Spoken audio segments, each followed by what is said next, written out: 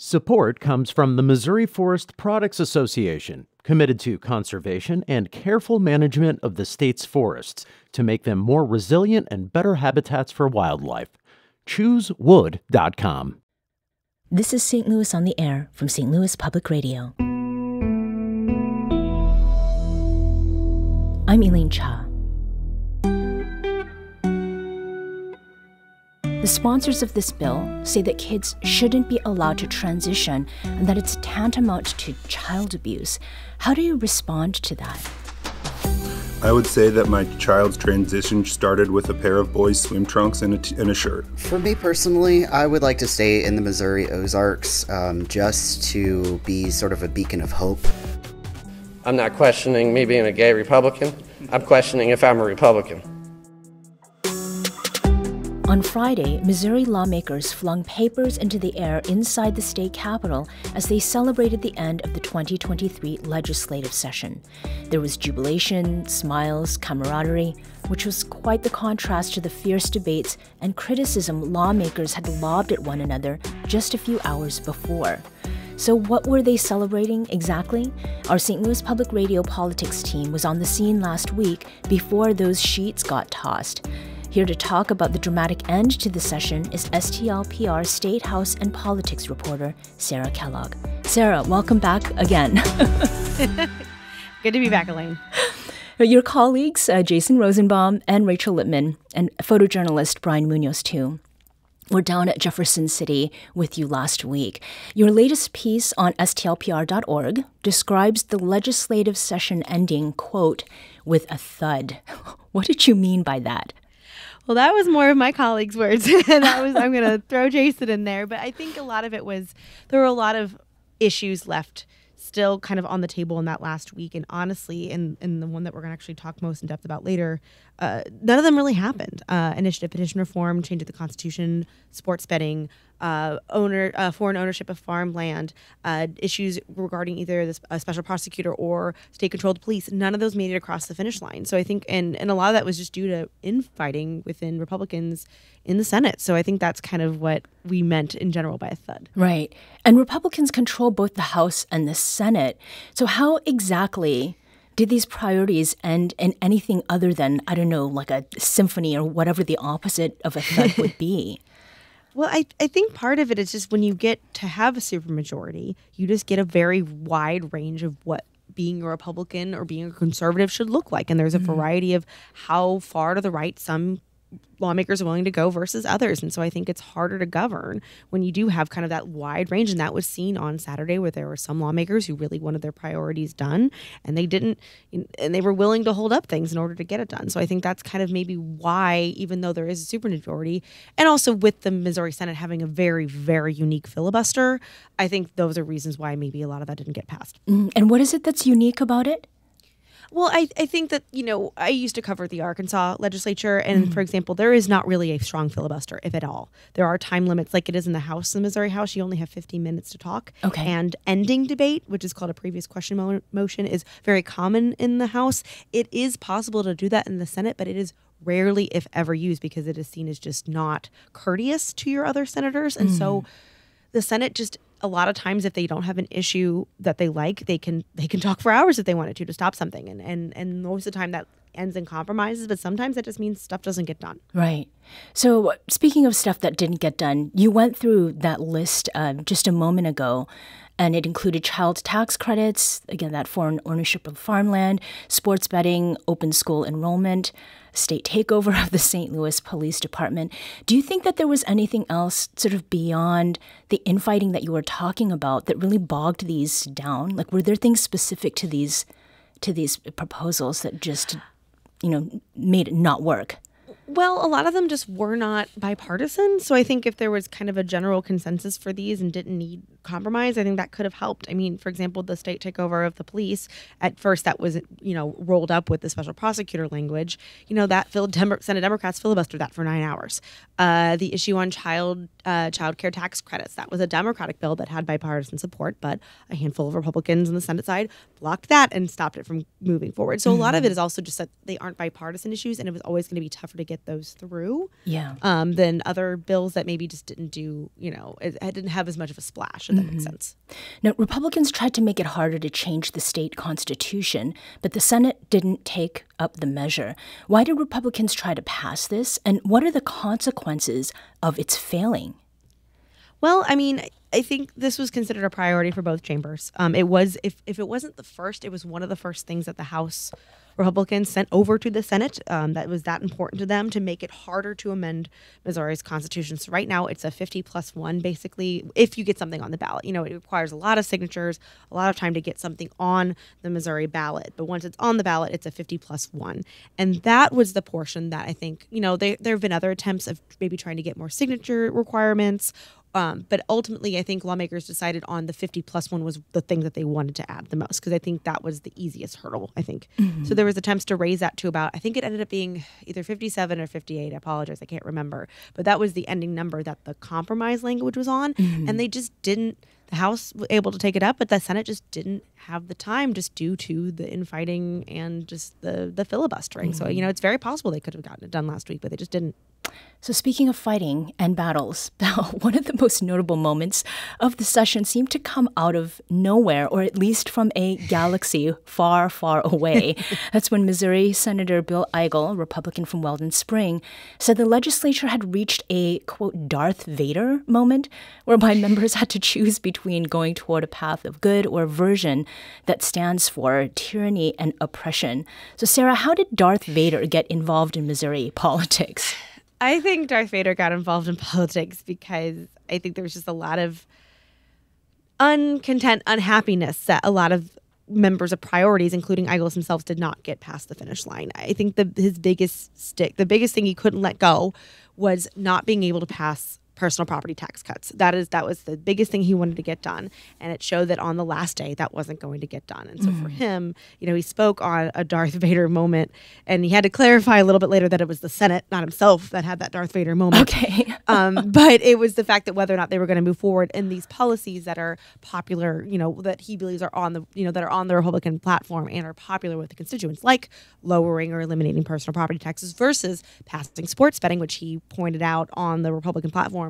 Expansion of gambling is not on that platform. And so that was kind of his point. It was a very interesting metaphor, to say the least, but that's kind of how we got there. Well, certainly memorable. Now, there were two bills, two measures that did pass, and both are designed to restrict the lives of trans people and their families. One affects who can get gender-affirming care, and the other who can play on school sports teams. Sarah, tell us more about each of those. Sounds good. I think I'll start with the sports bill. So this would limit students or school athletes, basically athletes who play on school sports. Trans athletes would no longer be able to play on sports teams that align with their gender identity. This would apply to both public, private, and charter schools, and it also goes through the collegiate level. So it's really vast. It's going to be super interesting. We'll get into it of what that means for private schools and universities. So that's the sports bill, and then we can get into kind of the limitations of that in a second. And then overall, the second bill basically limits any transgender minors, so anyone under 18, from accessing certain forms of gender-affirming healthcare, including puberty blockers, including hormone treatment, including surgeries, which are very rare. That would block them from being able to do that until they are 18. So those are the two bills.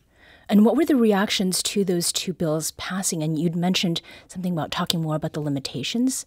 Tell us more about that. So the reaction was very bipartisan. Not bipartisan, very along party lines. Let me get that straight. Along party lines. Republicans had said this was a priority for them. And it's interesting, of the major priorities, this was the one that got done. Which, it also had the idea of a threat from Governor Parson to have a special session. So this was, this was probably passing either way, whether it was through regular session or at a special session. And then Democrats were vehemently against it. But I will say, with the Missouri Senate, as I was talking to you about the filibuster, that leads to compromises, or basically making bills to where Democrats feel like they could have been a lot worse. So for the sports bill, for example, that bill, once it goes into effect in August, expires after 4 years, and it won't be in effect anymore. Similarly, with the healthcare bill, The ban on hormone treatments and puberty blockers, that also expires after 4 years once it goes into effect in August. It also allows for trans minors who will currently have prescriptions or currently have treatment for puberty blockers and hormone treatment, they will continue to be able to have that treatment. They don't have to stop. So those are some of the concessions that Republicans gave to Democrats in order to get that through the Senate. Now, the focus on bills that affect trans people seems to be making at least one lawmaker question his place in the Republican Party. Jackson County Republican Chris Sander, who's one of 2 openly gay Missouri lawmakers, voted against these anti-trans bills, and he said that the party has to decide whether gay and transgender Republicans are welcome. LGBTQ questioning my party at the moment.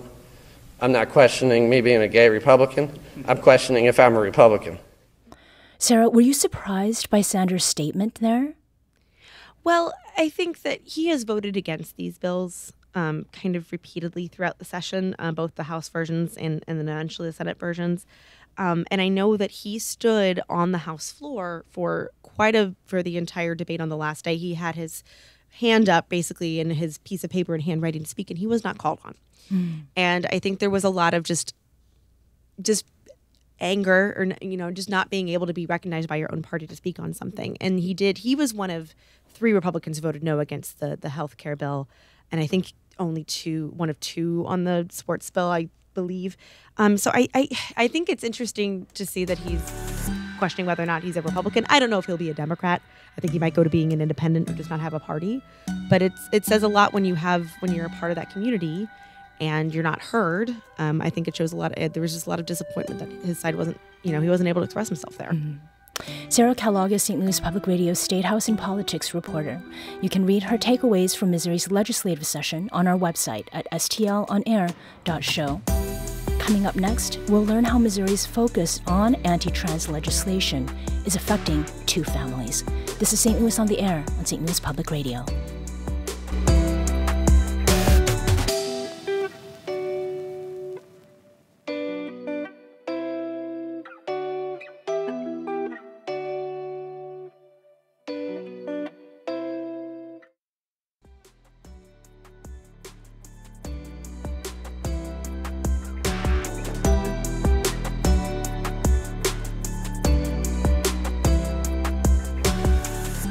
Welcome back.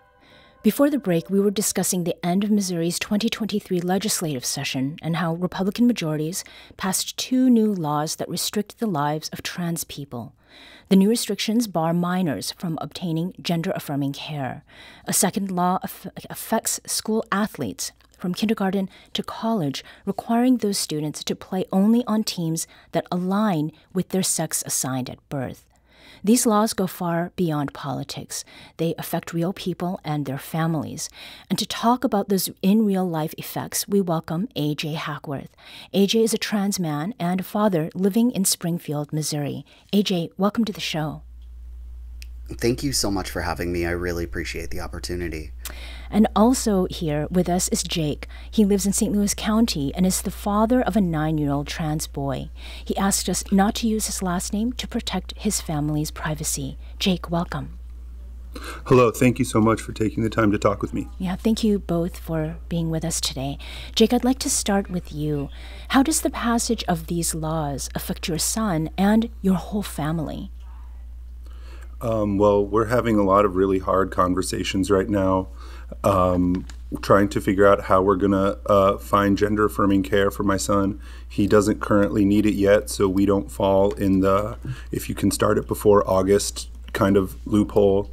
And then right now my son's life is playing baseball. He's on a baseball team, a year-round baseball team, and his baseball teammates are his best friends, and he's really concerned that if he's outed or if something happens where he has to quit playing baseball, that he would lose his friends. Now, the gender-affirming care side of this, I'd like to hear from you about that. You know, your son is still years away from seeking things like hormones or surgery, which major medical associations do support. The sponsors of this bill say that kids shouldn't be allowed to transition and that it's tantamount to child abuse. How do you respond to that? I would say that my child's transition started with a pair of boys' swim trunks and a shirt. And there's no harm in someone trying on boys' clothes to see if they fit them better. My son, we've had many, many discussions that go much more in depth than what's being talked about in the legislature. And my son has already said, I'm really not interested in changing my body with surgery, but I don't want to be forced to go through an unwanted puberty. And by banning gender-affirming care for minors like my son, the state has ensured that these minors, once they become adults, they will need surgery to alter their bodies without hormone treatment before puberty starts, if that makes sense. Yes. So I think that it gives us some useful context insofar as understanding what a process would involve. AJ, correct. You've been receiving gender-affirming care for more than 6 years. What was your reaction to these bills passing? Yes, I have been on hormones for a long time. I'm 34 years old, so, I started well into adulthood. I've frankly been terrified of all of the legislation that has been proposed in Missouri. And with the bill that affects hormone replacement therapy for children, it also affects adults who are incarcerated in Missouri and who are on Medicaid. And unfortunately, I am one of the transgender people who are on Medicaid. So I am concerned about the cost of having to continue to receive my hormone replacement therapy, my testosterone. So how has that impacted sort of the decisions that you're making day to day right now? Well, I'm just trying to live my life, continuing to go to work, continuing to parent my children, just trying to live my everyday life. But there is this looming, the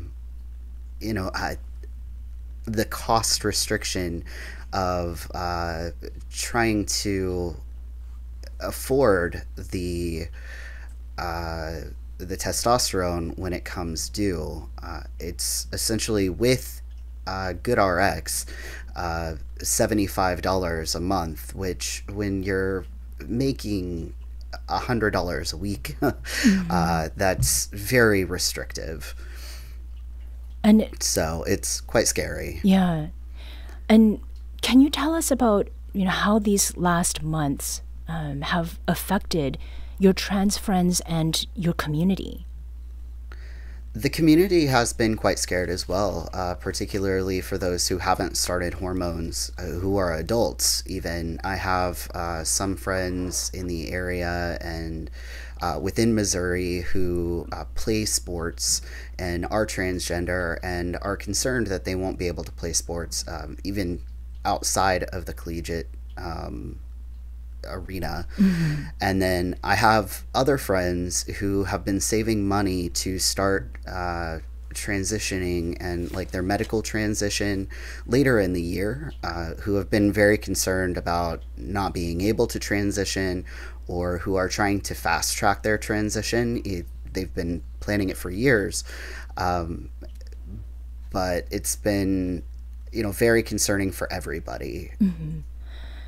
This note about sports, Jake, I had a chance to meet your son. Your son loves sports, loves baseball. His transition did not change that. And when I met him, he even came to talk, very proudly wearing his baseball cap. Now, how have things been with his coaches and teammates thus far? He's actually not out to his team right now, just because that isn't really a safe situation for him right now, because we don't really know what how everyone else on the team feels about their child playing with a trans kid. And I would hope that the reaction would be positive, but it just is kind of an ever looming specter that we always have to kind of ignore and just ignore is there and just hope that everything is going to be okay, and just hope that he gets to still keep playing baseball. Most leagues, in order to determine age, ask you to submit a birth certificate. So when we submit his birth certificate, it does say female on it. And so now I'm always worried that with every new year, some league, even though they're not, even though they could probably ignore the gender marker on his birth certificate, we're going to get the phone call or the email that because he was identified female at birth, he's no longer welcome to play in the league. And what we're talking about here is a private league. We're not talking about school, but there's still an effect. I mean, how do you, how will you navigate that? And what is the relationship between just regular sort of private league play and then what goes on at school with competitive sports? Well, so I think those are both great questions. First of all, he is out at school. So the kids that remember him from when he identified as female and then came back after the summer identifying as male know that he's trans, but not all of the kids on his team are also kids at his school. So there's not a whole ton of crossover there. And then we just kind of think things like there are like little leagues that allow boys and girls to play together, or if there's one girl on a boys team, they allow the team to play co-ed. But it's always just kind of worrying to me that we'll be singled out because we have a child we're letting play as a boy, and just kind of now that before these laws passed, we felt like he was just kind of any other kid. And now we kind of feel like he has a target on his back, and so we're kind of nervous for how it goes.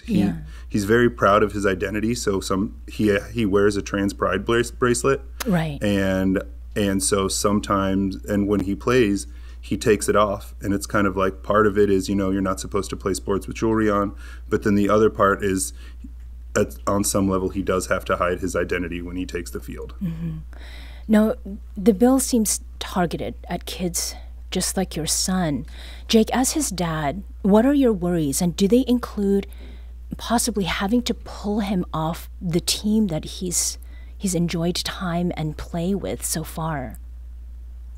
Well, I really am proud to live in Missouri because I know that we're a state that values personal liberty.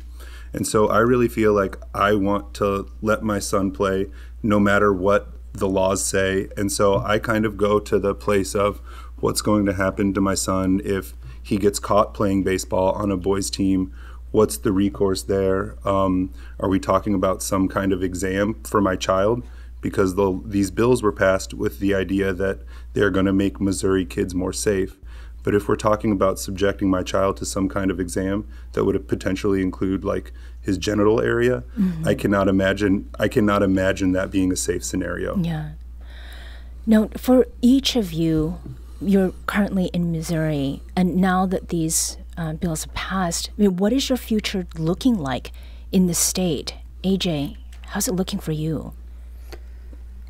For me personally, I would like to stay in the Missouri Ozarks just to be sort of a beacon of hope to other transgender people. I am involved with LGBTQ youth in the area, and I try to just give them a safe space to just exist as who they are. And I'd like to continue to do that no matter how hard things get for me personally. But most of my transgender friends and families who have transgender children do have escape plans or are developing escape plans to go to one of the refuge states, or Kansas City, for example, who recently said that came out and stated that they were a safe haven for LGBTQ people. So there is a lot of uncertainty for the future, and if things do get worse for transgender people, I am formulating sort of an escape plan for myself and my family, just to make sure that my kids are safe as well as myself. Right. Jake, do you relate with any of that? I relate so much with AJ, what AJ's saying right now. I kind of feel like these bills are designed to force LGBTQ people out of the state by fear. and I refuse to bend to that fear. It's very tragic because I'm a teacher and I am strongly opposed to gun violence, but I'm feeling like, do I need to have a gun to protect my family? Like, the whole situation has really turned me from kind of a very fun-loving, happy-go-lucky dad to now I go out with my head on a swivel, wondering about what the next thing that's going to come up my son's way is, because I'm being put in that mode of being protector all the time now. We're talking about care plans that would involve care out of state and the cost associated with those plans for our child. And so, yeah, it is something that is talked about a lot in my family. And sometimes I love my son more than anything in the world, but I am very jealous of families who don't have to worry about these things. And I do want to underscore here that each of you, it's not a matter of just your child leaving or you and your child leaving. You have families you live with here in this state. Thank you to each of you for joining us today. Jake is a St. Louis County resident and dad of a 9-year-old trans boy, and AJ Hackworth is a trans man and father living in Springfield, Missouri.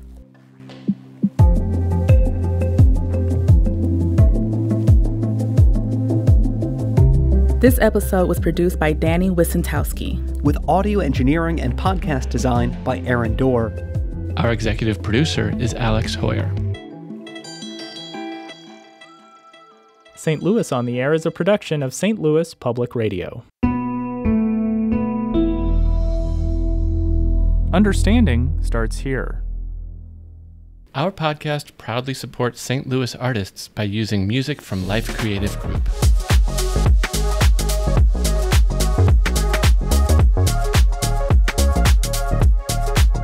Do you find yourself regularly listening to episodes of St. Louis on the Air?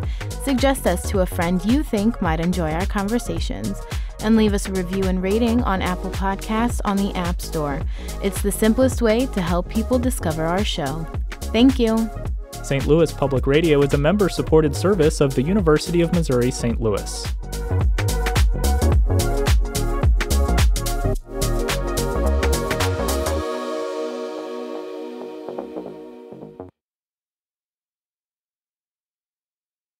Support comes from Missouri Forest Products Association, committed to sustainable and sound conservation of the state's forests, which support more than 41,000 Missouri jobs, resulting in a $10 billion industry.